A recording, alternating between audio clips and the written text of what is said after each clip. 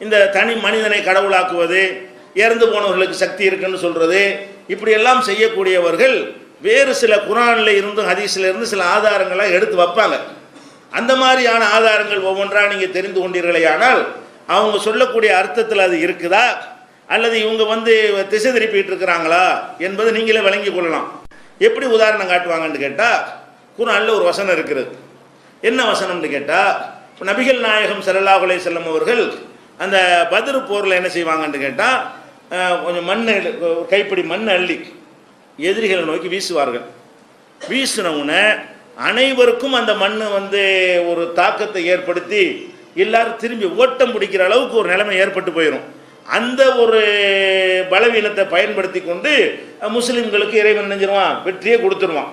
அப்போ இந்த சம்பவத்தை அல்லாஹ் குர்ஆன்லேயே சொல்லி காட்டுறான். இந்த சம்பவத்தை குர்ஆனில் சொல்லும் பொழுது எப்படி சொல்கிறான்னு கேட்டால், ஒமா ரமைத்த இது ரமைத்த உலாக்கின் அல்லாஹ் ரமா, நபியே நீங்கள் எரிந்த போது மண்ணை வாரி மண்ணா மணலை வாரி எடுத்து நீங்கள் எரிஞ்சீர்களே, நீங்கள் எரிந்த பொழுது நீங்கள் எரியவில்லை. அல்லாஹ் சொல்கிறான், ஒமா ரமைத்த இது ரமைத்த, நீர் எரிந்த போது நீர் எரியவில்லை, உலாக்கின் அல்லாஹ் ரமா, அல்லாஹ் தான் எரிந்தான் இப்படின்னு ஒரு வசனம் இருக்குதுங்க.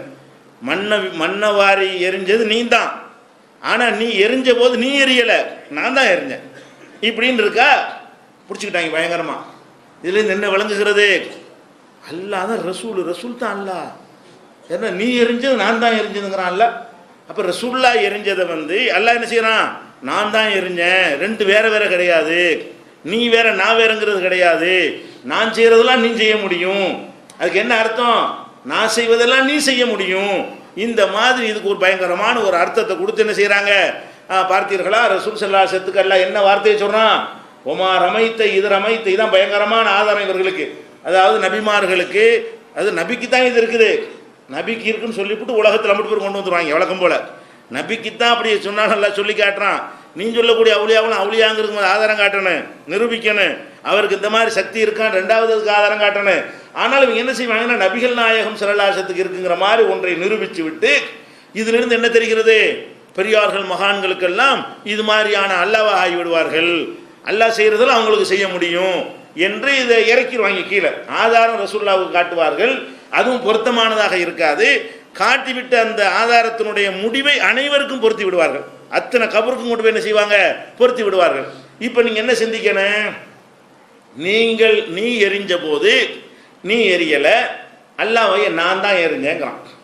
இதுக்கு என்ன அர்த்தம்? ரசூலுல்லாஹ் அல்லாஹ் ஒன்றுன்ற அர்த்தமா? அந்த அர்த்தம் சொல்றதா இருந்தால் இதை ரசூலுல்லாஹ் மட்டும் சொல்லக்கூடாது. ஏன்? இது பாதி முன்னாடியிலேருந்து வாசிக்கணும். அந்த வசனத்தை ஆதாரம் காட்டுறதா இருந்தால் முன்னாடியிலேருந்து வாசிச்சோம்னு சொன்னால், ஃபலம் தக்துலூஹும், சஹாபாக்களை பார்த்து சொன்னால், இது முந்தி நான் வாசிக்கிறேன் ஆரம்பத்தில் இந்த ஒமார் அமைத்தன்னு ஆரம்பிப்பாங்க. நீங்கள் என்ன செய்யணும்னா, ஒமார் அமைத்து இருக்கட்டும், முன்னாடியிலேருந்து வாசிக்கிட்டு ஒமார் அமைத்தக்கு வா. இந்த ஒமார் அமைத்தை இடையில வாசிக்காம அந்த ஆயத்தை கொஞ்சம் ஆரம்பத்திலேருந்து வாசிட்டு வா அப்படின்னு கேட்டீங்கன்றாலேயே சாயை வெளுத்து போயிடும். அதில் எப்படி எல்லாம் சொல்கிறான்? ஃபலம் தக்துலூஹும், இது சஹாபாக்கள் பன்மையாக கேட்குறான். சஹாபாக்களே, முஸ்லீம்களே, மூமீன்களே, போர்க்களத்தில் அவர்களை நீங்கள் கொல்லவில்லை, உலாக்கின் அல்லாஹ் கத்தலகும், அல்லாஹ் தான் அவர்களை கொன்றான். ஆரம்பம் இப்படி வருது. ரசூலுல்லாஹ் மட்டும் அல்லாஹ்வை பார்க்குறான் பாருங்க, அனைவரையும் இப்போ அல்லாஹ் வாக்கியாச்சு. அல்லாஹ் எப்படி ஆரம்பிக்கிறான்? ஃபலம் தக்துலூஹும், நீங்கள் களத்தில் இறங்கி போர்க்களத்தில் வெட்டி குவித்தீங்களே, நீங்கள் செய்யவில்லை, உலாக்கின் அல்லாஹ் கத்தலகும், அல்லாஹ் தான் அவர்களை கொன்றான். இது என்ன விளங்குகிறது? கொன்றது சஹாபாக்கள் தான், போர்க்களத்தில் போரிட்டது சஹாபாக்கள், கையில் வாழை வச்சிருந்தது அவங்க தான், வெட்டுனது அவங்க தான். அல்லாஹ் என்ன செய்யறான்? இல்லை, நீங்கள் வெட்டவில்லை, நீங்கள் கொன்றீர்களே, நீங்கள் கொல்லவில்லை, உலாக்கின் அல்லாஹ் கத்தலகும், அல்லாஹ் தான் அவர்களை கொன்றான் அப்படின்னு சொன்னா இதுக்கு அதே அர்த்தம் கொடுக்கணும்ல. அப்போ சஹாபாக்கள் எல்லாம் அல்லாஹ், ரசூலுல்லாஹ்வுடைய கை மட்டும் அல்லாஹ்வுடைய கையாவல, சஹாபாக்களுடைய கையில் அல்லாஹ்வுடைய கையா போச்சு. அவங்க வெட்டினது அவங்க வெட்டலங்கிறான்ல. நீங்களா வெட்டினிய, நீங்கள் வெட்டின நானில் வெட்டினேன் அப்படிங்கிறான். நீங்கள் வெட்டிய போது நீங்கள் வெட்டல, நான் தான் வெட்டினேன்னு இந்த இடத்துல சொல்கிறான் அல்லாஹ். ஒட்டுமொத்த சஹாபாக்களுக்கு சொல்லிட்டு தான் ஒருமையாக ரசூலுல்லாஹ்வுக்கு அடுத்து சொல்கிறான், ஓமா ரமைத்த இது ரமைத்த, நீ மண்ணள்ளி வீசிய போது நீ வீசல, நான் தான் வீசினேன் அப்படின்னு அல்லாஹ் சொல்கிறான். இது எதுக்கு சொல்கிறான்? இப்படி சொல்லக்கூடியவர்கள் அனைவரையும் அல்லாஹ் வாக்கணும். இப்படி வாதம் செய்யக்கூடியவங்களா இருந்த உமார் அமைத்த இதரமைத்த என்ற இந்த சொல்லை வைத்துக்கொண்டு நீர் எரிந்த போது நீ எரியல, நான் தான் எரிஞ்சேன் என்கிற இந்த வார்த்தையை வைத்துக்கொண்டு நபிகள் நாயகம் ஸல்லல்லாஹு அலைஹி வஸல்லம் அவர்கள் அல்லாஹ்வுடைய எல்லா சக்தியும் பெற்றவர்களாக இருந்தார்கள் என்று இவர்கள் வாதிடுவார்களேயானால், அதே மாதிரி தானே மற்ற சஹாபாக்களுக்கும் அல்லாஹ் சொல்றான், அவர்களுக்கும் அல்லாஹ்வுடைய எல்லா சக்தியும் இருந்தது என்று இவர்கள் சொல்லணுமா இல்லையா? அப்படி சொல்ல மாட்டாங்க. ஏன்னா இது எடுக்கவே மாட்டாங்க. அவங்க ஆரம்பமே பாதியிலேருந்து ஆரம்பிப்பாங்க. உமார் அமைத்தவுடன் தான் டாப்பிக்கை ஆரம்பிப்பாங்க. இதை நம்ம விளங்கி கொள்ளணும். அடுத்து என்னன்னு கேட்டால், அப்போ இதில் வந்து அல்லாஹ் தான் ரசூல் தான் அல்லாஹ், சஹாபாக்கள் தான் அல்லான்னு இவங்க சொல்றபடி வச்சுக்கிட்டோம்னா, அப்போ பத்ர் போரில் கொல்லப்பட்டாங்களே அதுக்கு அப்படி சொல்லணும்ல. செத்தது நீ சாவல் அல்லாஹ் செத்தான்னு சொல்லணும்ல. அவங்க தான் அல்லான்னு சொன்னால் அப்போ செத்தது யாரப்பாங்க? பத்ர் போரில் கொல்லப்பட்டாங்கல்லப்பா, உஹது போரில் கொல்லப்பட்டாங்களா இல்லையா? அதே மாதிரி ரசூலுல்லாஹ்வுக்கு வெட்டி ரத்தம் உஹது போரில் வந்து என்ன செஞ்சு ரத்த காயம் வந்து மூர்ச்சையாய் விழுந்தாங்களே, உன்னை வெட்டவில்லை என்னைத்தான் வெட்டினார்கள் கருத்து செய்வீங்களா? அல்லாஹ் தான் ரசூல் தான் அல்லான்னு சொல்லிவிட்டீங்கன்னா, அப்போ நபி ஸல்லல்லாஹு அலைஹி வஸல்லம் இப்படி வெட்டி ரத்தம் ஓடுனுச்சு, அது யார் ரத்தம்? முகமது ஓ ரத்தம் இல்லை ஏன் ரத்தம்ன்றதுக்கு அர்த்தம் செய்வீங்களா அதுக்கு? அப்போ வந்து ரசூல்லா இறந்து போகணும்னு அடக்கம் பண்ணாங்களே, நீ இறக்கவில்லை நான் தான் இறந்தேன்னு சொல்லுவீங்களா அதுக்கு? அந்த இடத்துல அல்லான்னு சொல்லுவீங்களா? அப்போ ரசூல் ஸல்லல்லாஹு அலைஹி வஸல்லம் மௌத்தா போனால் யார் மௌத்தா போனா? அல்லாஹ் மௌத்தாயிட்டான். ரசூல்லா வெட்டுனாங்கன்னா அல்லாஹ் வெட்டிவிட்டாங்க. அப்புறம் ரசூல்லா ஏமாற்றி விட்டாங்க, அல்லாவை ஏமாற்றி விட்டாங்க. அப்படி அர்த்தம். இது எதுக்கு சொல்லப்படுது? இந்த போர் வந்து அல்லாஹ்வுடைய ஒரு தனிப்பட்ட ஒரு கருணையினால் வெற்றி கிடைத்த ஒரு போர். அந்த போரை நீங்கள் வெளியிலிருந்து நீங்கள் இஸ்லாம்ங்கிற கலரை விட்டு இஸ்லாம்ங்கிற எல்லையிலிருந்து வெளியே நின்று கொண்டு அந்த போரை நீங்கள் பார்வையாளரை பார்த்தீங்கன்னு சொன்னால், முஸ்லீம்கள் வெற்றி பெறுவதற்கு எந்த முகாந்திரமும் இல்லைங்க. நம்பர் ரொம்ப கம்மி, நம்மளோட 3 மடங்கு அவன் இருக்கிறான். 3 மடங்கு நம்பரோட 1 மடங்கு நம்பர் வந்து மோதும் போது யார் ஜெயிப்பா? 3 மடங்கு உள்ளவன் தான் ஜெயிப்பான். ரெண்டாவது அவங்ககிட்ட ஆயுதம் பலம் எல்லாமே இருக்கிறது. இவங்க அகதிகளை வந்து சாப்பாட்டுக்கு வழி இல்லாமல் இருக்கிறதுனால ஒரு ஒட்டகத்தை 4 பேர் 3 பேர் பங்கு போட்டு நினைச்சிருக்காங்க வந்திருக்கிறாங்க. அனைவருக்கும் வாகனம் இல்லை, அனைவருக்கும் குதிரைகள் இல்லை, அனைவருக்கும் வாள் கிடையாது, அனைவருக்கும் கேடயம் கிடையாது, அனைவருக்கும் வெட்டுக்காயத்திலிருந்து காப்பாற்றக்கூடிய இரும்பு கவசங்கள் கிடையாது, போர்க்களத்தில் அனைவருக்கும் தேவையான உணவுகளும் கூட கிடையாது. அந்த மாதிரி ஒரு நிலையில் இருக்கிறார்கள். ப்ளஸ் ரமலான் மாதத்தில் வேற நோன்பு வைத்து பலவீனமான 15 நாள் 17 இந்த போர் நடக்கிறது. 17 போர் நடக்குதுன்னு சொன்னால் 17 நாள் நோன்பு வச்சிருக்கிறாங்க. அன்னைக்கு மட்டும் சிலர் நோன்பு வைத்திருந்தார்கள், சிலர் வைக்காமல் இருந்தார்கள். அதனை வச்சவங்க இருந்தாங்க.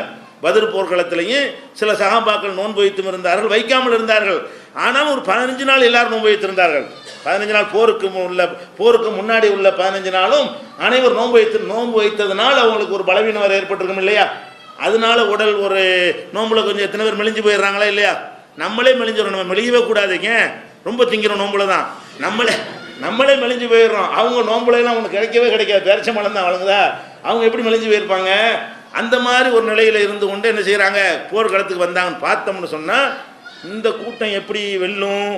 அது போக இந்த முக்கியமான ஆட்கள் எல்லாருமே ஒரு 55க்கு மேலே ரிட்டையர்டு வயசு. அவ்வளோ பேருமே ரசூலுல்லாஹ்க்கு ரிட்டையர்டு வயசு தான், அபூபக்கர் ரிட்டையர்டு வயசு தான். ஏன்னா ரசூல் ஸல்லல்லாஹு அலைஹி வஸல்லம் 40வது வயசில் என்ன செய்கிறாங்க, நபி ஆகுறாங்க. 13 வருஷம் அங்கே வந்து பிரச்சாரம் பண்ணுறாங்க. 53 ஆகிடுச்சு. மதீனாவுக்கு வந்து அந்த முதல் வருஷம் 54 வயசு, அடுத்த வருஷம் ரிட்டையர்டு. ரசூல் ஸல்லல்லாஹு அலைஹி வஸல்லம் 50க்கு 54 55 வயசு, அபூபக்கருக்கு அதை ஒட்டி நெருக்கமான வயசு. எல்லாருமே வந்து 50க்கு மேலே தான். கீழே உள்ளவர்கள் ரொம்ப குறைவு. இளைஞர்களை வைத்து தான் போரில் ஜெயிக்க முடியும், முதியவர்களை வைத்து என்ன செய்ய முடியாது, ஜெயிக்க முடியாது. அப்போ அதிகமான பேர் எப்படி இருந்தாங்கன்னு கேட்டால் 50க்கு மேலே உள்ளவர்கள் தான் இருந்தார்கள். அது போக வந்து இந்த மக்காக்காரங்களுக்கும் மதீனாக்காரங்களுக்கும் வித்தியாசம் இருக்கிறது. மக்காக்காரர்கள் வந்து இந்த வம்பு வழக்குலாம் கை தேர்ந்த ஆளுக்க, விட்டு குத்துலாம் ட்ரைனிங் எடுத்த ஆளுக்கு அவங்களாம். அந்த மாதிரி உள்ள முஹாஜிர்கள் தான் கொஞ்சம் வாள் சண்டைக்கெல்லாம் ஒரு தகுதியான ஆட்களாக இருப்பாங்க. அவன் எல்லாருமே வம்பு தும்பு ஆளுகளாக பார்த்து கூட்டிகிட்டு வந்திருக்கிறான். நம்மளில் வந்து பாதி முஹாஜிர் பாதி அன்சாரி. பத்ர் போரில் முஸ்லீம்களுடைய நிலைமையும் எதிரியுடைய அணியையும் ஒருத்த மதிப்பீடு பண்ணான்னு சொன்னால் இந்த கூட்டம் அரை மணி நேரத்துக்கு நிற்காதுன்னு சொல்லணும். ஆனால் நின்றாங்க, ஜெயிச்சாங்க. அவன் தான் ஓடுனான். அதுக்கு எல்லாம் சொல்லி காட்டுறான், நீ உன் பலத்தில் ஜெயிச்சுன்னு நினச்சிடாதப்பா, உன்னை ஜெயிக்க வைக்கணும்னு நான் நினச்சி அதுக்குரிய சுச்சுவேஷன்களை நான் உண்டாக்குற சூழ்நிலைகளை, அதனால ஜெயிச்சிங்க. நீங்கள் விட்டுதான் நினச்சிக்கிட்டு இருக்கிறீங்க. நானாக்கு அதுக்குரிய ஏற்பாடுகள்லாம் பண்ணி தந்தது. நீங்கள் மண்ணெல்லி போட்டால் மண் எவ்வளோ பேர் மேலே படும்? அப்படி பட்டா கூட மண் என்ன பெரிய வேலையை செஞ்சு விடும்? அதான் செஞ்சிச்சு. நான் வீசினால் எந்த மாதிரி பாரதூரமான விளைவு ஏற்படுமோ அந்த மாதிரி விளைவு அதுக்குள்ள நான் ஏற்படுத்தினேன். அந்த ஒரு சம்பவத்தில், அந்த ஒரு யுத்தத்தில் அப்படி நடந்துச்சுன்னு சொல்லிட்டு என்னுடைய ஆற்றலால் தான் இந்த வெற்றி கிடைத்த அந்த ஒரு வெற்றிக்கு எல்லாம் சொந்தம் கொண்டாடுகிறான். உங்களுடைய பலத்தை கொண்டு பெரிய நம்பர்ல இருந்து நீங்க ஜெயிச்சிருந்தா நம்ம ஜெயிச்சோன்னு சொல்லிக்கலாம். நீ ஜெயிக்கிறதுக்குரிய ஒரு தகுதியும் உனக்கு இல்லை. அந்த படையில உலக கணக்குப்படி பார்த்தோம்னா ஜெயிப்பதற்கு என்னென்ன வேணுமோ, நம்பரோ, உடற்கட்டோ, ஆயுதங்களோ, பணமோ, உணவுகளோ, அதற்குரிய வாகனங்களோ ஒண்ணுமே உனக்கு போதுமான அளவுக்கு இல்லை. எப்படின்னு ஜெயிச்ச? நான் ஜெயிக்க வச்சிருக்கேன், நன்றியோட இருந்துக்கங்கிறான். அதுக்கு சொன்ன விஷயத்தை வச்சுக்கிட்டு அல்லாஹ் ரசூலுங்கறாங்க. இதுக்கு சொன்ன ஒரு விஷயம், இந்த போர்க்களத்தில் நீங்களா செய்யலாமா? நான் தான் செஞ்சேன், என்னுடைய அருள்னால நீங்க ஜெயிச்சிங்க. உங்களை நான் மட்டும் என்னுடைய அருளை விளக்கிக்கிட்டு சாதாரணமாக விட்டு பார்த்துருந்தேன்னு சொன்னா அவன்கிட்ட நீங்க நின்றுக்க முடியாது. அவ்வளோ பெரிய ஃபோர்ஸோட வெறியோட வந்திருந்தான் என்று அல்லாஹ் இது 8வது சூறாவில் 17வது வசனத்தில் எல்லாம் சொல்லி காட்டுகிறான்.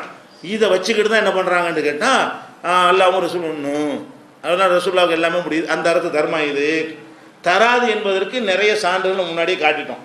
ரசூலுல்லாஹ்வை அடித்ததை காட்டணும், ரசூலுல்லாஹ் ஏமாத்ததை காட்டணும், ரசூல் ஸல்லல்லாஹு அலைஹி வஸல்லம் அவங்களுடைய தோழர்களை 70 பேர் கொலை பண்ணிவிட்டாங்களே அது கூட தெரியாமல் இருந்ததை காட்டணும், அவங்க மனைவியின் மீது அவதூறு சொன்னதை காட்டணும், அது கூட உண்மை என்னன்னு உங்களுக்கு தெரியாமல் இருந்ததை காட்டணும், நாடு கடத்தினதை காட்டணும். இப்படி பல சம்பவங்களை பார்க்கும் பொழுது அவங்கள்ட்ட அல்லாஹ்வுடைய எந்த ஒரு தன்மையும் இல்லைன்னு தெரிகிறது. தன் தன்மை அல்லாஹ் கொடுக்கவே இல்லைன்னு தெரிகிறது. சில நேரங்களில் அதிசயமான முறையில் அல்லாஹ் என்ன செஞ்சிருவான், வெற்றியை தந்துடுவான். அந்த மாதிரி தரக்கூடிய நேரத்தில் நான் தாண்டு மமதை வந்துடக்கூடாது. நம்மளே ஒரு எதிர்பாராத முறையில் நம்ம சக்திக்கு மீறின ஒரு வெற்றி கிடைச்சிருச்சுன்னு வைங்க, நம்மளும் இப்படி நினைக்கணும், இது நமக்கு கிடைச்சது இல்லை, நம்ம இதுக்கு இவ்வளோ கிடைச்சிருக்காது, கண்டிப்பா இது நமக்கு மேலே அல்லாஹ்வுடைய கருணை ஒன்று இருந்திருக்குது என்று இப்பவும் அதை என்ன செய்யலாம், சொல்லலாம். இதை புரிஞ்சு கொள்வதாக இருந்தால் இது எல்லாம் அல்லாஹ் ஒரு உதாரணம் சொல்கிறான். சூரத்துல் வாக்கியாங்கிற 56வது சூறா, 56வது சூறாவில் 63, 64 வசனத்தை எடுத்துக்கிறங்க. இதே மாதிரி எல்லாம் சொல்கிறோம். இதே மாதிரி இவங்க சொல்றபடி சொல்றதா இருந்தா உலகத்தில் உள்ள எல்லாரும் அல்லான்றலாம். இவங்க சொல்றபடி சொல்றதா இருந்தா இந்த ஒமார் அமைத்த இதர் அமைத்தங்கிறத வச்சுக்கிட்டு அல்லாஹ்வுடைய தன்மையே ரசூலுக்கு வந்து விட்டது என்று இவர்கள் சொல்வார்களே, ஆனால் அதுக்கு என்ன செய்யலாம், இந்த வசனத்தை உதாரணமாக காட்டலாம். அல்லாஹ் என்ன செய்யறான், அஃபரைத்தும் மா தஹ்ருசூன், நீங்கள் விவசாயம் செய்கிறீர்களே அதை பற்றி நீங்கள் விவசாயம் செய்ய ஆரம்பிக்கிறான். அஃபரைத்தும் மா தஹ்ருசூன், நீங்கள் விவசாயம் செய்கிறீர்களே அதை பற்றி சிந்தித்து பார்த்தீர்களா? அன்தும் தஸ்ரவுனஹு அம்னஹு ஜாரிவுன், நீங்க விவசாயம் பண்ணல நான் பண்றேனாங்கறான்ல. நீங்க விவசாயம் பண்ணலன்னு சொல்லிவிட்டு நீங்க பண்ணல நான் பண்றேனாங்கறான்ல. நம்ம தான் விவசாயம் பண்றோம். விவசாயம் பண்றேன்னா என்ன அர்த்தம், நம்ம தான் மண்ணை உழுவுறோம், தண்ணி பாய்ச்சுறோம், உரம் போடுறோம், அது விதையை கொண்டு விதைக்கிறோம், எல்லாம் நம்ம தான் செய்கிறோம். அவ்வளோதான் நம்ம வேலை. நிஜமாக விவசாயங்கிறது விளைய வைக்கிறதுக்கு. அதை செஞ்சது யார், நாளட செஞ்சேங்கிறான்ல. அல்ல என்ன சொல்றான், நீங்கள் விவசாயம் செய்யும் பொழுது நீங்க செஞ்சீங்களா நான் செஞ்சேனா?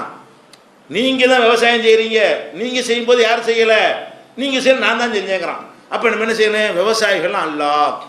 ஏன் விவசாயம் செய்யறான அவன் செய்யல, அல்லாஹ் தான் செய்யறான், அவன் விவசாயி அல்லாஹ் ஆயிட்டான் அப்படின்னு அர்த்தமா?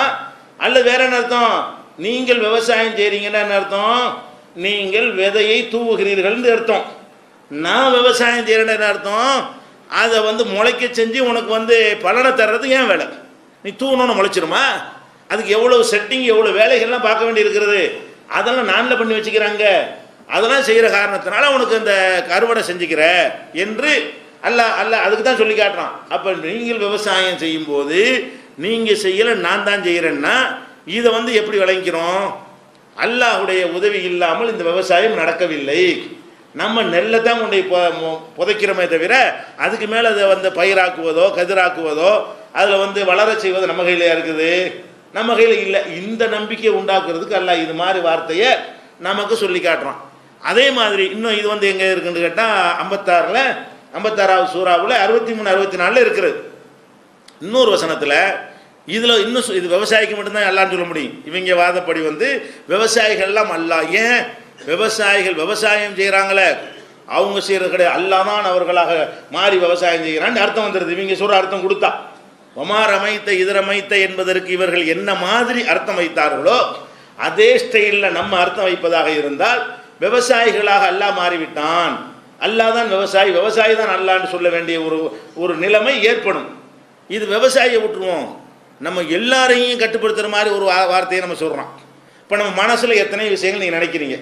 இப்போ உட்காந்துட்டு என்ன செய்கிறீங்க, இதுக்கு அடுத்து என்ன நடக்கும், கேள்விலாம் கேட்க போகிறாங்களே, என்னென்ன மாதிரி கேள்வி கேட்பாங்க, இப்படிங்கிற மாதிரி பல நினப்புகள் உங்கள் மனசுலாம் இருக்கும். ஒவ்வொருத்தருக்கும் ஒவ்வொரு விதமான எண்ணங்கள் இருக்கும். இந்த எண்ணங்கள் நீங்கள் தான் நினச்சிக்கிட்டு இருக்கிறீங்க இல்லையா? அல்லாஹ் சொல்கிறான், நான் நினைக்கிறேன், நீ நினைக்கிறல, நான் தான் நினைக்கிறேங்க. அல்லாஹ் என்ன சொல்கிறான், வமா தஷாஊன இல்லா ஐயஷா அல்லாஹ். அல்லாஹ் நினைக்காம நீ நினைப்பது இல்லை. நீ நினைக்கிறது அல்லாஹ் நினைக்கிறது தான். அல்லாஹ் நினைக்கிறது தான் நீ நினைக்கிற. உண்மைதானே அது? இப்போ நம்ம ஒன்று நினைக்கிறோம்னு சொன்னால் அதுக்கு முன்னாடி அவன் நினைச்சிடறானே இல்லையா? அல்லாஹ் நினைச்சாதான் நீங்கள் நினைக்கிறீங்க. அல்லாஹ் நினைக்காத ஒன்றை நீங்கள் நினைக்க முடியாது. அப்போ 76வது அத்தியாயத்தில் 30வது வசனத்தில் அல்லாஹ் சொல்லுகிறான், வமா தஷாவுன இல்லா ஐயஷா அல்லாஹ். அல்லாஹ் நாடுவதை தவிர நீங்கள் நாடுவது கிடையாது. அப்போ அல்லாஹ் நாடுறது தான் நீங்கள் நாடுறது. அப்போ நம்ம தான் அல்லாஹ், நம்ம நாடுறது தான் நல்லா நாடி இருக்கிறோம். இப்போ நம்ம என்ன நாடி இருக்கிறோமோ அதெல்லாம் அல்லாஹ் நாடுனது. அல்லாஹ் நாடியதை நானும் நாடி விட்டேன்.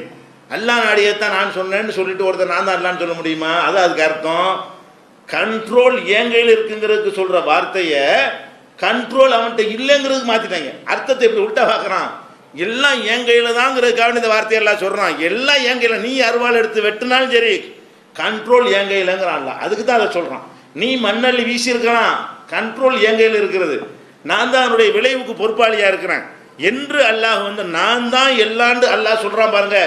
அப்படி விளங்குறதுக்கு பதிலாக அல்லாஹ்வுடைய வல்லமையை கூட்டி விளங்குறதுக்கு பதிலாக எப்படி விளங்குறான், குறைச்சி விளங்குறதுக்கு பயன்படுத்துறான். அல்லாஹ்வுடைய வல்லமை ஆற்றலை குதிரத்தை கம்மியாக்குவதற்காக வேண்டி இந்த மாதிரியான உதாரணம் சொல்லக்கூடிய காட்சி இதெல்லாம் உங்கள்கிட்ட நாளைக்கு எடுத்து வைப்பார்கள். எதிர்காலத்தில் என்ன செய்வாங்க, இதெல்லாம் காட்டி நம்ம ரசூல்லாட்ட தான் கேட்கலாம். அப்போ ஏப்பா நீ நாவராண்டவட்ட ஏப்பா கேட்டேன்னு புளிப்பான். அதுக்குன்னு ஆதாரம் கிடையாது. அவர் அவுலியாவுக்கு ஆதாரம் கொடுறாண்டா கிடையாது. எல்லாம் ரசூல்லாவுக்குள்ள சொல்லுவாங்க. பேருக்கு ரசூல்லாவுக்கு எந்த மரியாதையும் கொடுக்க மாட்டாங்க. பேருக்கு ரசூல்லான்னு சொல்லிட்டு அதை சரின்னு சொன்ன பிறகு அதனால தான் அவுலியாட்ட கேட்குறோம். அவுலியாட்ட டாபிக் இங்கே வரவே இல்லை. அதையும் ஞாபகத்தில் வச்சுக்கணும்.